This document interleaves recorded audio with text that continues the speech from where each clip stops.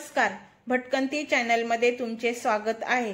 लहानपणी इतिहासाच्या पुस्तकात पावनखिंडीची लढाई वाचताना अंगावर काटा उभा राहायचा।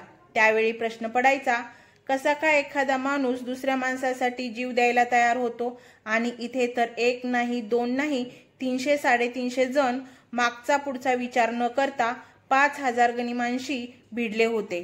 कशी असतील ती माणसे? माणसंच असतील का? थोडे कळायला लागल्यानंतर समजले, ज्यांच्यासाठी त्यांनी जीव ओवाळून टाकला तो माणूस नव्हता, महापुरुष होता, ज्याच्या नावाच्या जयघोषाने 350 वर्षांनंतरही अंगावर शहारे उभे राहतात अशी ती एक ऊर्जा होती, राजे छत्रपती शिवाजी नावाची। आणि ही ऊर्जा साक्षात समोर उभी असताना तख्तालाही आग लागली असेल।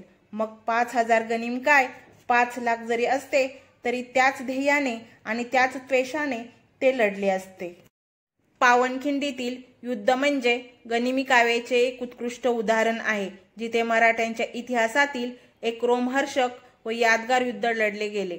लाख मेले तरी चालतील, पण लाखाचा पोशिंदा जगला पाहिजे, या पाजी प्रभू यांच्या वाक्याचा अर्थ आता लक्षात येतो। खरंच ही खिंड लढवली नसती गेली तर मराठ्यांचा इतिहास वेगळा लिहिला गेला असता। ह्या लढाईची अमरगाथा समजून घेण्यासाठी आपल्याला पन्हाळगडापासून सुरुवात करावी लागेल। शिवाजी महाराजांनी 10 नोव्हेंबर 1659 रोजी प्रतापगडाच्या पायथ्याशी अफजल खानाचा वध केला आणि पुढील 18 दिवसात आदिलशाहीचे 18 किल्ले ताब्यात घेतले। त्यामध्ये आदिलशाहीची उपराजधानी असलेला पन्हाळगडाचा समावेश होता। आदिलशाह पुरता खवळला। सुडाच्या भावनेनं शिवाजीराजांवर हल्ला करण्यासाठी त्याने सिद्दी जोहरला 40,000 सैन्यासह पाठवण्यात आले। शिवाजीराजांना कोल्हापुरात असताना सिद्दी जोहरची खबर मिळाली आणि ते पन्हाळगडावर आले आणि सिद्धीने पन्हाळगडाला वेढा दिला। हा वेढा तोडण्यासाठी दिवस ठरला। मध्यरात्रीच्या सुमारास 2 पालख्या पन्हाळगडावर सज्ज झाल्या। एकात शत्रूला हुलकावणी देण्यासाठी राजांचे प्रतिरूप शिवाकाशीद, जो पेशाने न्हावी होता, तो राजांची वेशभूषा करून बसला होता। त्याचे काम होते शत्रूला सापडणे। शिवाजी महाराज पळून जाताना शत्रूला सापडले म्हणून शत्रू खुश होईल आणि त्या धुंदीत गाफील होईल आणि वेढा सैल पडेल, ही संधी साधून राजे गडाच्या बाहेर पडणार होते। शिवाकाशीदला शत्रूला बोलण्यात गुंतवायचे होते, परिणामी शिरकलम केले जाणार होते। त्याला माहीत असताना सुद्धा ही कामगिरी आनंदाने स्वीकारली। समाधान काय तर मरताना शिवा न्हावी नाही तर शिवाजी महाराज म्हणून मरणार। कसली ही इमानदार माणसं, कसला हा त्यांचा शीलवान राजा, ज्याच्या इमानासाठी सामान्य प्रजा सुद्धा जीव ओवाळून टाकायला तयार होती। ठरल्याप्रमाणे बाजी प्रभू देशपांडे, फुलाजी देशपांडे आणि त्यांचे 600 एकनिष्ठ बांधल धारकरी यांच्यासह राजे मध्यरात्रीच्या सुमारास खेळणा म्हणजेच विशाळगडाच्या दिशेने निघाले आणि एक इतिहासाचे पान उलटले गेले। या पानावर जो इतिहास लिहिला जाणार होता तो पुढील हजारो वर्ष धैर्य, शौर्य, त्याग, इमान असा मानवी मूल्यांचा इतिहास जगाला सांगून एक असीम प्रेरणेचा स्रोत होणार होता। हे सगळे 600 मावळे अनवाणी होते। घोडदळही घेण्यात आले नव्हते, का तर घोड्यांच्या टापांचा आणि पायाच्या आवाजाने गनिम सावध होईल। या अनवाणी पायाने त्यांना जुलै महिन्याच्या पावसाळी परिस्थितीत निसरड्या वाटेवरून, दगडधोंड्यातून, खळखळणाऱ्या नाल्यातून वाट काढीत 50 ते 60 किलोमीटर धावायचे होते।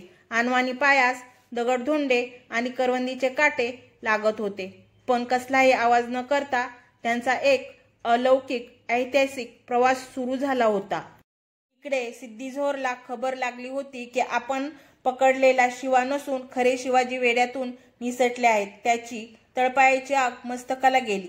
इतक्या दिवस डोळ्यात तेल घालून ठेवलेला वेढा भेदून शत्रू निसटतोच कसा, आपल्याला मूर्ख बनवले गेले आहे हे त्याच्या ध्यानात आले।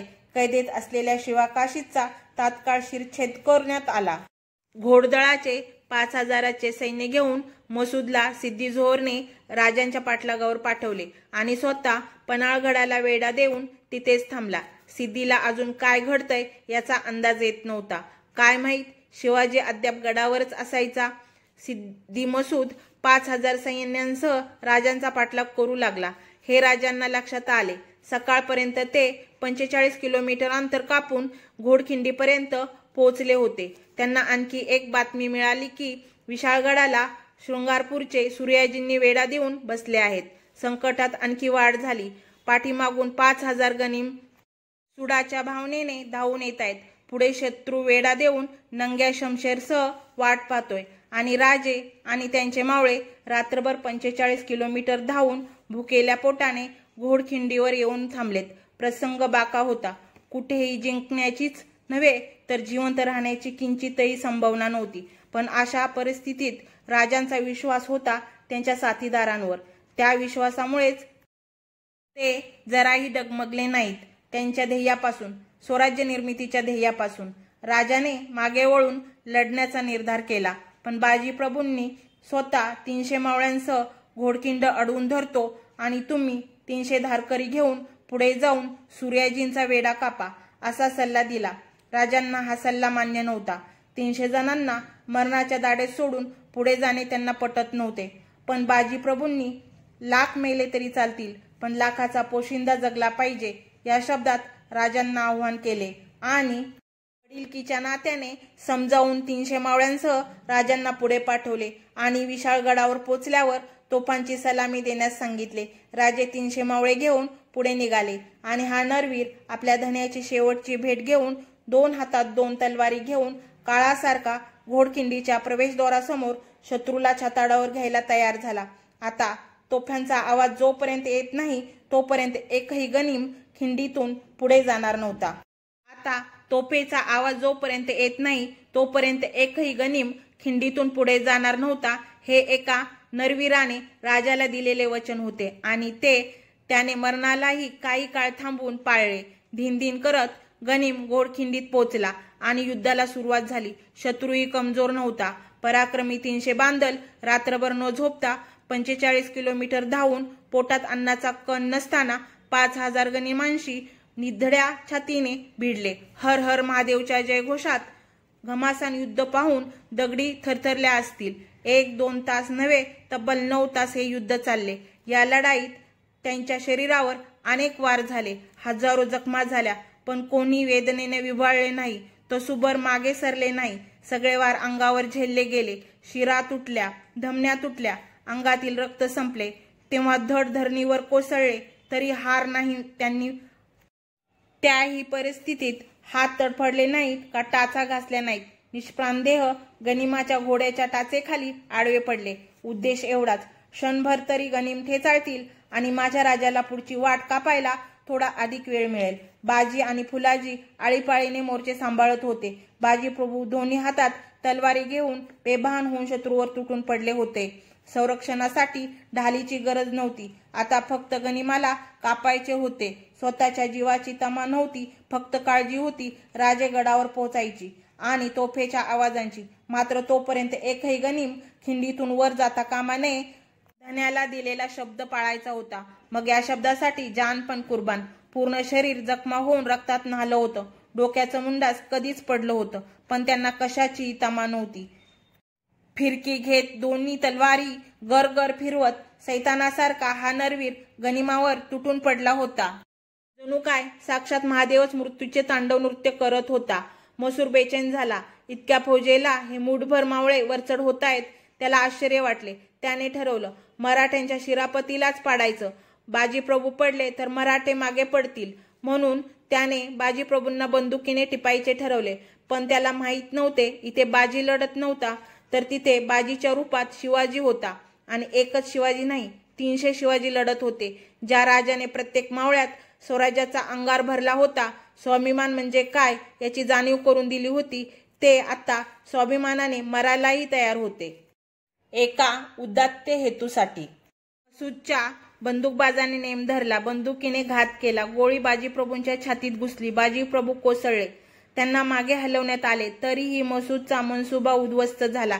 एकही मराठा मागे सरला नाही. एक बाजी पडला तर 300 बाजी पुढे सरसावले. थोडा वेळ बाजींना ग्लानी आली. मृत्यू समोर आला होता पण बाजीला अजून मरायचं नव्हतं कारण त्यांचं राज अजून विशाळगडावर पोचायचे होते आणि राजांना त्यांनी शब्द दिला होता तुम्ही गडावर सुखरूप पोचेपर्यंत एकही गनिम खिंड ओलांडणार नाही. झाले तर बाजी पुन्हा उठले आणि गनिमावर त्याच वेळी विशाळगडावरून तोफांच्या आवाजांचा कडकडाट झाला आणि बाजी निश्चिंत होऊन खाली कोसळले आणि गतिमान झाले. मरतानाही ते समाधानी होते, कारण राजांना दिलेला शब्द त्यांनी पाळला होता. 5000 एकही गनिम जवळपास 9 तास लढून फक्त 300 मावळ्यांना ओलांडून इंचभरही पुढे गेला नव्हता.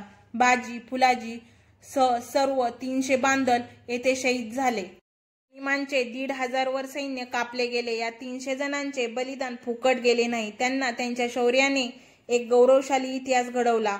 सगळ्या मराठ्यांसाठी त्यांचा गौरव सदैव प्रेरणा देत राहील.